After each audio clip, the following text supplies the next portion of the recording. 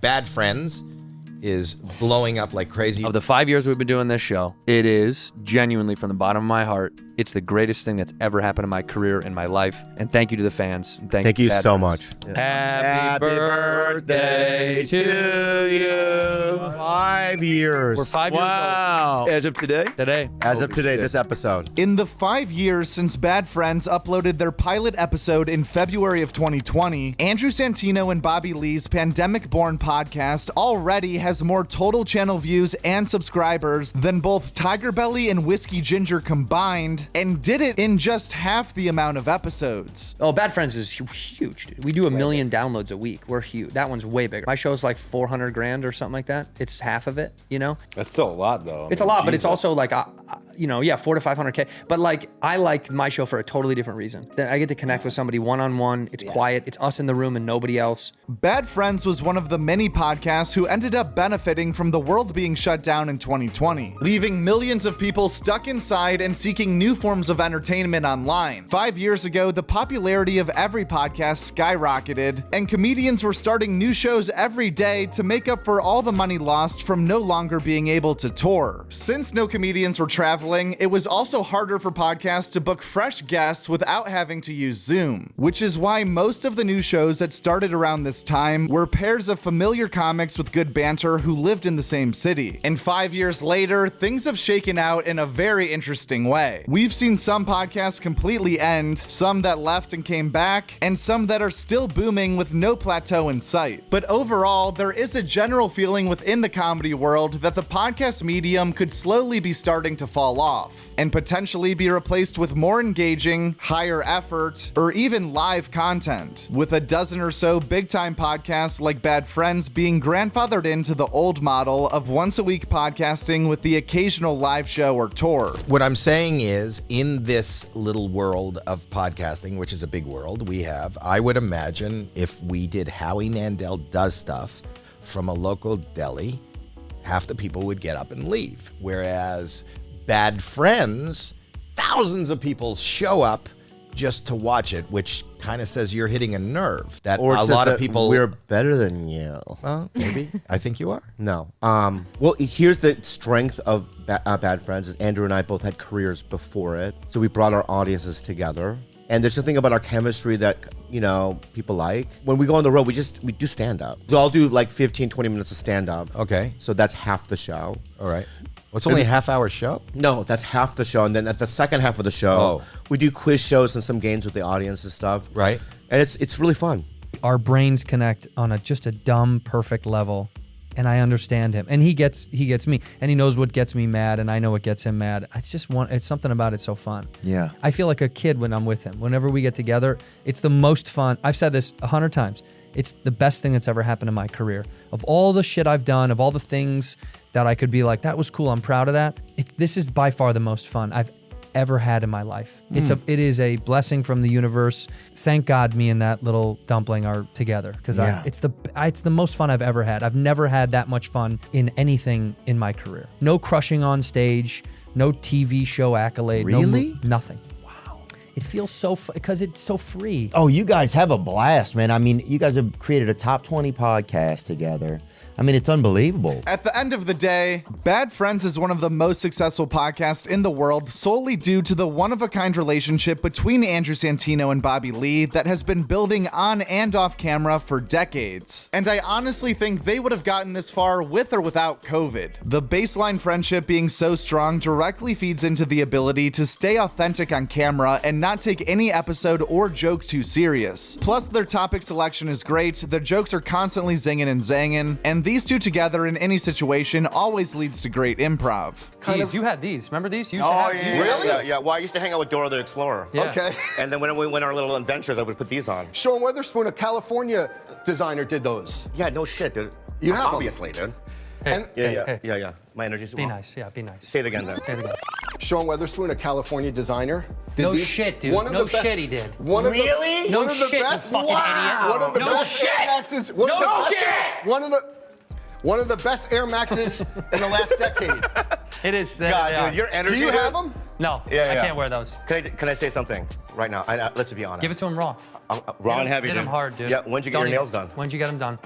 a couple weeks ago. Take off your shoes and let's see your feet. Yeah, you see No, your the feet feet there. are no. Show The us feet the are no. petty. The feet are no. Show us the feet are petty, no. dude. He's got You him. think anyone Wait, cares? you're coming at you me. think anyone cares? You're coming at me and you have a sticky and, thing on your... and you're saying, talking about my Asian eyes, you racist. Yeah, leave that in. I know what you're trying to do. No, you he come in really here is. with your little Asian You have a eyes. sticky you ass. asshole. Another reason things haven't gotten stale for Bad Friends is their commitment to a high-quality show. Back in the day, comedy podcasts in general started as a vessel for comedians to reach new people online that would possibly become ticket buyers if they found the podcast funny, which for a lot of comics eventually turned into feeling like a weekly minimum requirement that they just had to get out of the way so their time could be better spent writing jokes and doing spots. But Bobby and Andrew are both on the record multiple times saying that Bad Friends is their main focus and favorite thing to do. And they have a whole team behind them that deeply cares about their end product being good, that after 5 years when things could have gotten repetitive, were able to combat this by building their own mini universe of side characters to spice things up and slowly start incorporating a few hand-selected guests. Yeah. We usually don't want people on the show, but like Steve and there's guys that like we know are fun as that are going to be fun with us on the show. The fact that you can do it without a guest is so important. Yeah, it's because the dynamic is me and that weirdo is really what it is. I mean, we throw in fun people because we like there's personalities that we just know that are great with us. Yeah. Like Brad Williams. He rips every time he's on the show. Absolutely rips. We put him in an elf costume for the Christmas episode. It's one of the funniest episodes we've ever done. Although this podcast would be a top 5 place for any comedian to promote a new special, not everyone doing the rounds gets to do Bad Friends. Instead, they are extremely selective with who they bring on and when they bring back characters that the audience loved, like Chris Stefano, who's made the most guest appearances and filled in as host, or other guys like Stavros and Adam Ray, who have made more than one showing as well. Take it away, Chris Stefano. So, just a song about Bad Friends, the 5 years. I don't need to explain it, man. You should just be able to. I love to see bad friends you brought together, United States and Korea. And it said it couldn't be done, but you did it, hun. Dr. Phil. Boom, boom, boom, boom, boom, boom. You walk into a store late at night, looking for some gum and a Jew-on-Jew fight, but you don't know what you got into. So you fill your car with gas, you get your ass kicked by the guy at the front station because he ran out of condoms. And you're looking to fuck, so you gotta drive home with a boner filled with cum. Oh, Mom, what have I done? I've got nothing on the radio. So I'm gonna turn on my favorite show. Bad Friends. Bad Friends. Bad Friends. It's all about Guest spots from last week. The Joe Rogan Experience sat down with Mike Baker, Magnus Carlsen, Felipe Esparza, and Woody Harrelson. James McCann stopped by Matt and Shane's Secret Podcast and took a trip to Stuff Island. The Are You Garbage Boys were on You Be Trippin'. Kippy and Foley also sat down with Bird on Two Bears, One Cave, as well as Stavi's World and Kill Tony. Cam Patterson was the guest on Are You Garbage. Chris Stefano filled in for Andrew on Bad Friends with Rudy Jules. Rosebud Baker stopped by Whiskey Ginger, and she was also on Being Ian with Jordan. Sean Donnelly sat on the couch with Soder. Steve Aoki was on Tiger Belly. Robert Kelly was a guest on The Tim Butterly Show. Mark Maron was on Birdcast. Dave Temple and David Lucas were on The Zach and Lewis Show. Story Wars was a battle between Sal Vilcano, Bonnie McFarlane, and Julian McCullough. And Dan Soder was the guest on We Might Be Drunk. He goes, I can get rid of 3 of them right now. There won't be a problem. Remember the kid who lived in a houseboat? There was always a guy who lived in a houseboat when I was a kid. In New York City. I guess. And I grew up landlocked in Colorado. Unless he lived on the Cherry Creek Reservoir. This is a real bayou upbringing.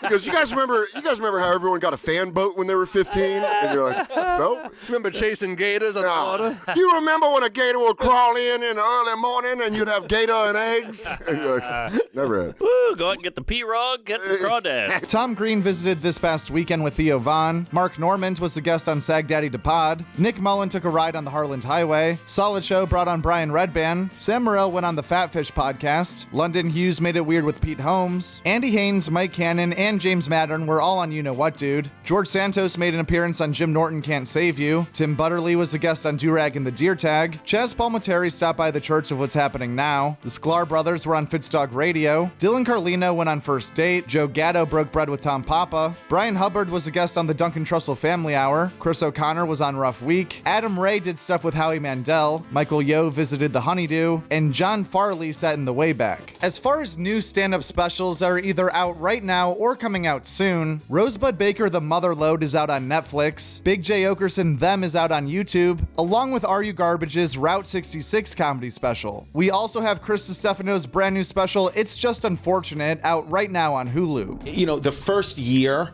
any type of big platform like a Hulu does anything, you know, they're going to put massive marketing behind it. They're going to do what they can to get the eyeballs on it. So I'm happy to be a part of something during the first wave of it. I think that's important. I mean, you look at, you know, a guy like Tom Segura, he went on Netflix when nobody else really was doing that. And, you know, he became who he be, you know, the Tom Segura. So I think that I'm hoping that, you know, me and the other comics a part of this can get our shot at that too, because I think they're gonna, you know, it's cool how they're doing it. They're not just putting up them all, they're not putting them all up at once, they're putting one up a month.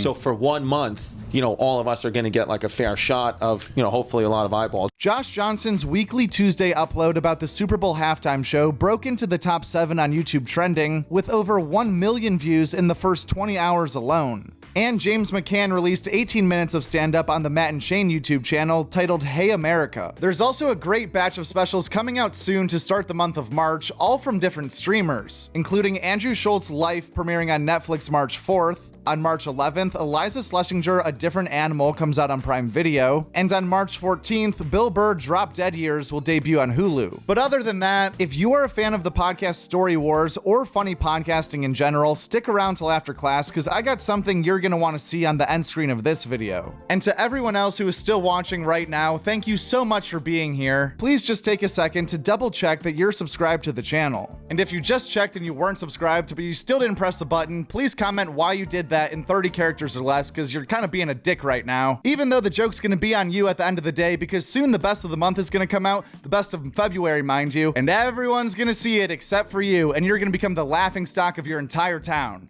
Also, free stickers, link in bio.